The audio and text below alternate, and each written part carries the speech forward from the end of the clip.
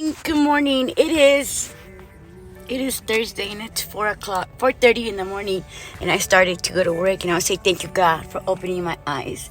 But I have a story time. For the young generation, okay? When I started using drugs, it started like this. I started drinking, and then alcohol led to drugs. I started drinking and I said I was only going to do drugs on the weekend. That was a lie. Next thing you know, I said I was only going to do it when I go out. That was a lie. I don't know how it happened, but it took one time for me to fall in love with crystal meth. And here I go. Then the problem started happening with my husband. Then we split up. Then I said I have it under control. Then you guys know, when you have an addiction, it's expensive. They're happy with that I'm no longer with my husband. It robbed me from my husband. So then I met another guy, and I'm thinking that this guy is a good guy.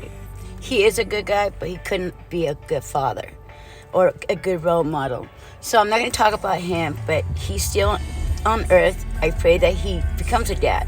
So now, it's expensive. Drug addiction is not cheap. So then I started stealing, and I became a big, what you call a big thief.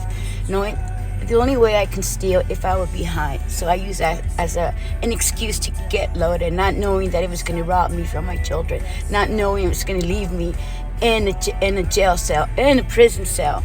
I say this to the younger generation is because my kids got taken from me. I wasn't able to raise them. They got raised in foster care. But what happened with my boys was that even though they're not drug addicts, but they have problems. They lack confidence. They lack the faith. They lack anger. They have all these things that I caused because I should have been home taking care of my husband and my children. But no, I was out there trying to take care of all of us when it wasn't my job only. What I'm trying to say to the young moms, don't do drugs. Don't let no one offer you meth. If they offer you meth, that person is not your friend, because that one time, it's going to give you a feeling that you're going to fall in love and you're going to want more and more, like I did. I would have wished what I know today, I would have known it back then, but it's not my story.